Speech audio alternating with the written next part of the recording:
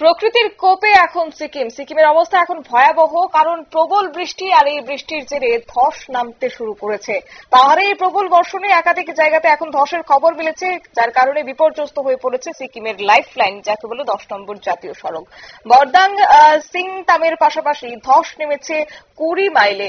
কি রয়েছে আপডেট জানবো বিস্তারিত। আমাদের সঙ্গে যুক্ত হয়েছে প্রতিনিধি টুপাই হোল। টুপাই, কি জানতে পারছো?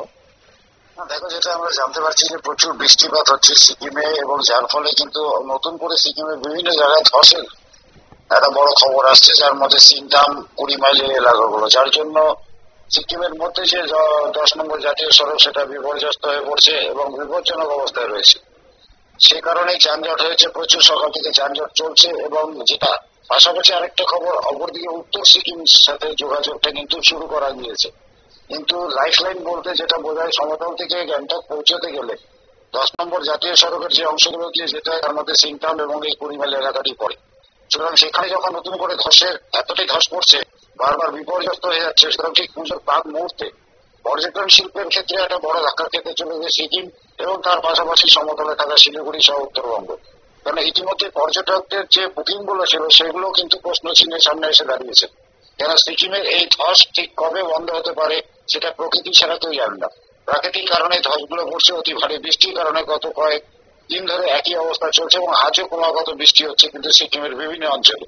পাশাপাশি উত্তরবঙ্গে বিক্ষিপ্ত ভাবে বৃষ্টি চলছে, যার ফলে এই ধসপ্রবণ এলাকাতে পর্যটকরা কতটা পুজোর সময় আসবেন সেটা নিয়ে একটা বড় প্রশ্ন দাঁড়িয়েছে, যার ফলে চিন্তিত পর্যটন শিল্পের সাথে যুক্ত যারা, তারা পাহাড়ে সিকিমের এবং সমতলের। তবে এই ধসের ফলে কোন রকমের আহত কিংবা কোন খবর পাওয়া গেছে? এখন অব্দি সেই ধরনের কোনো খবর আমাদের কাছে নেই যে আহত বা কারো প্রাণহানি কোনো ঘটনা ঘটেছে। কেন ও পাহাড়ের ওপর থেকে তারা আগে বুঝতে পারে যে কিভাবে ছোট ছোট প্রথম যখন পাথরগুলো নেমে আসতে থাকে তখনই বোঝা যায় যে বড় কোনো আকারে ধস নামতে যাচ্ছে, যার ফলে যানজট আগেই বন্ধ হয়ে যায়। কিন্তু যে কোনো সময় প্রাণনাশের ঝুঁকি থেকে যায় এবং এই ঝুঁকির কারণে কিন্তু বহু পর্যটক এবার হয়তো সিকিম বিমুখ হবে পুজোর সময়, এমনটাই ধারণা করছে পর্যটন শিল্পের সাথে যারা যুক্ত তারা। ধন্যবাদ। আপনারা শুনলেন, অর্থাৎ এই মুহূর্তে সিকিমের অবস্থা রীতিমতো বিপর্যস্ত। পাহাড়ে ধস নামতে শুরু করেছে, একাধিক জায়গা এখন বন্ধ রয়েছে, বিশেষ করে লাইফ লাইন সেখানে বন্ধ রাখা হচ্ছে। আর এই পুজো কিংবা উৎসব মরশুমে দাঁড়িয়ে সিকিমের এই অবস্থা যথেষ্ট একটা প্রভাব ফেলতে পারে, পর্যটন শিল্পে প্রভাব ফেলতে পারে সিকিমের অর্থনীতিতেও। এলিসি ছোট্ট একটি বিজ্ঞাপন বিরতির সঙ্গে থাকুন।